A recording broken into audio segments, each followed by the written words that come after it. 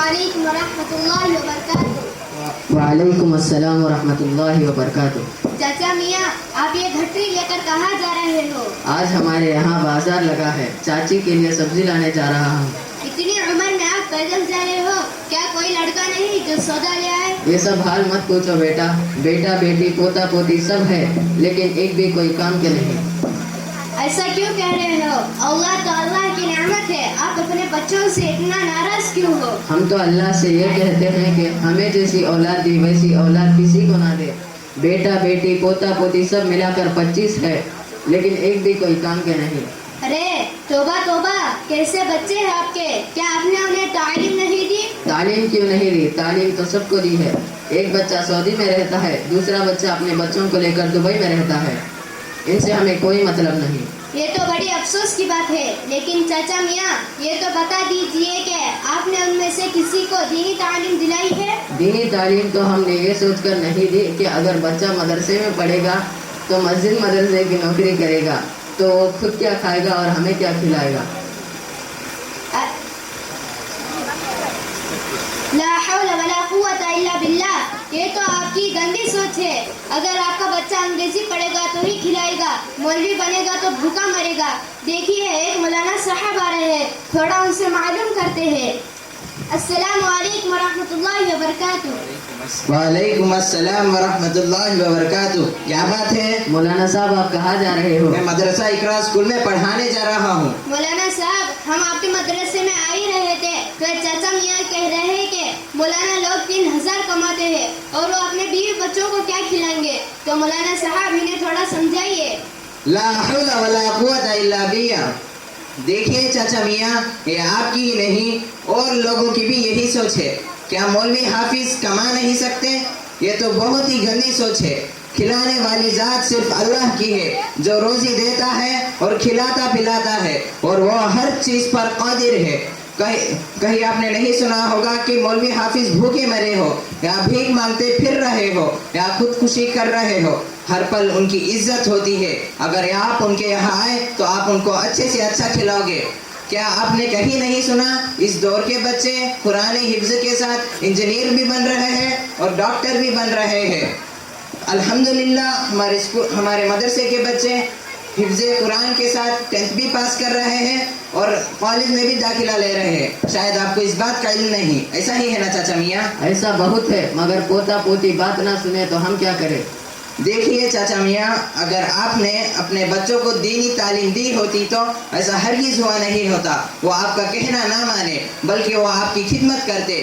اسلام میں یہی سکھایا جاتا ہے، خدمت کرنے سے جنت ملتی ہے اور نافرمانی کرنے سے دوزخ ملتی ہے۔ حضرت محمد صلی اللہ علیہ وسلم نے فرمایا، ماں کے قدموں کے نیچے جنت ہے اور باپ جنت کا دروازہ ہے۔ ان کی فرما برداری کرو گے تو جنت میں داخل ہو جاؤ گے اور ان کی نافرمانی کرو گے تو دوزخ میں داخل ہو جاؤ گے۔ ماں باپ کو اپنے بچوں کا خیال رکھنا چاہیے، ماں باپ کو ان کے بچوں کو بد دعا نہیں دینا چاہیے۔ ماں باپ کی دعا اولاد کے حق میں ایسی قبول ہوتی ہے جیسا کہ بارش کے بعد کھیتوں میں لہا اٹھتی ہے۔ ماں باپ کو اپنے بچوں کو بد دعا نہیں دینا چاہیے اور اولاد کو اپنے والدین کو ستانا نہیں چاہیے، ورنہ سخت پکڑ ہوگی۔ سمجھ میں آیا نا چاچا میاں؟ بہت کچھ سمجھ میں آیا۔ چاچا میاں، آپ کو دین کے بارے میں کچھ تو معلوم ہوگا؟ کیوں نہیں، کیا ہم مسلمان نہیں جو ہمیں کچھ بھی نہ معلوم ہو؟ اچھا، تو آپ وضو کے فرائض سنا دیجئے۔ وضو میں 9 فرائض ہے۔ نمبر 1 مسلمان گھر میں پیدا ہونا، نمبر 2 بالٹی ہونا، نمبر 3 مسجد والوں کی خوالی سننا، نمبر 4 واقعتاً آپ کے حساب میں 9 ہے؟ کیوں 9 نہیں، اور بھی سناؤ۔ میں آپ کی بے عزتی تو نہیں کر رہا، خالی معلومات کر رہا ہوں۔ آپ مسلمان ہیں، آپ کے داڑھی اور بال سفید ہو چکے ہیں، آپ کو وضو کے فرائض، غسل کے فرائض تو معلوم ہوں گے۔ غسل میں 13 فرائض ہے۔ نمبر 1 بالٹی ہونا، نمبر 2 پانی ڈالنا، نمبر 3 لنگی اور تولیہ ہونا، نمبر 4 صابن ہونا، نمبر 5 بالٹی بھر پانی ہونا، نمبر 6 نل کے پاس جانا، نمبر 7 صدر چھپانے کے لیے کپڑا ہونا، نمبر 8 بس لا حول ولا قوت الا باللہ، کمال کر دیا۔ فرائض کا تو پتہ نہیں کیا کیا سنا دیا۔ یہ آپ نے کہاں سے سیکھا چاچا میاں؟ یہ ہم نے اپنے بچپن میں بڑوں سے سیکھا ہے۔ अगर तुम भी हमारी उम्र के होते तो तुम्हें भी पता होता। देखिए चाचा मियाँ, मौलाना साहब के 2 बच्चे आए हैं, चलिए उनसे थोड़ा मालूम करते हैं। बेटा तुम कुछ सुनाओ। चाचा मियाँ, गुस्ल में 3 फराइज होते हैं। नंबर 1 कुल्ली करना, नंबर 2 नाक पर पानी चढ़ाना, नंबर 3 पूरे बदन में पानी पहुँचाना, कोई जगह सूखी ना रहे। माशाल्लाह बेटा, तुम गुस्ल के फराइज सुना, वजू के फराइज सुना। वज़ू के फराइज 4 है। नंबर 1 पेशानी के बालों से ठुड्डी के नीचे तक और एक कान से दूसरे कान तक मुंह धोना। नंबर 2 दोनों हाथ को हनियों समेत धोना। नंबर 3 दोनों पाँव टकने समेत धोना।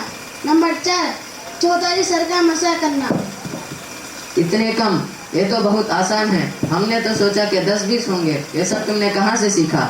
आपको मालूम है कि हमारे गाँव में एक बड़ा मदरसा कायम है, इसका नाम मदरसा इक़रा स्कूल है, वहीं से सीखा हूँ। सुना है कि मदरसे में सिर्फ कुरान और हदीस ही सिखाया जाता है। जी हाँ, कुरान, हदीस, फ़िक़्ह, अंग्रेज़ी, हिसाब, जियोग्राफिक्स और उससे ज़्यादा अरबिक सिखाया जाता है। और अब तो इसी तरह बच्चियों का मदरसा भी चल रहा है, जहाँ पर बच्चियों का आलिमा बनाया जाता है और इसी के लिए बड़ी बड़ी इमारतें भी बन रही हैं। क्या मैं भी पढ़ना लिखना सीख सकता हूँ? जी, आप भी पढ़ना लिखना सीख सकते हैं। बच्चे बूढ़े सब पढ़ना लिखना सीख सकते हैं। इल्म हासिल करने के लिए उम्र नहीं होती। माँ के गोद से लेकर खबर के घड़े तक इल्म हासिल किया जा सकता है। इसलिए आप आज से ही पढ़ना लिखना शुरू कर दें। बस थोड़ी मेहनत, आप ही पढ़ना लिखना सीख जाएंगे। शुक्रिया बेटा, अल्लाह तुम्हारी उम्र लंबी कर दे और तुम्हें और तुम्हारे मदरसे को दिन दुगनी रात चुगनी तरक्की अता फरमाए। आमीन। अस्सलामु अलैकुम व रहमतुल्लाहि व बरकातुहू। वालेकुम अस्सलाम व रहमतुल्लाहि व बरकातुहू।